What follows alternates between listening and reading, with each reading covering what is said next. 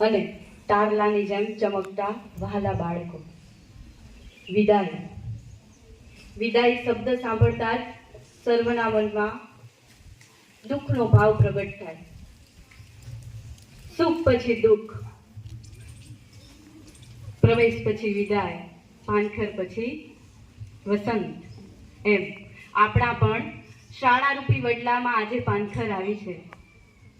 ઘણા બધા બાળકો જે 8 વર્ષથી આપણા શાળારૂપી વડલાના સાથી બનેલા મિત્રો જ કહીશ, જે આજે આપણાથી વિદાય લઈ રહ્યા છે. ત્યારે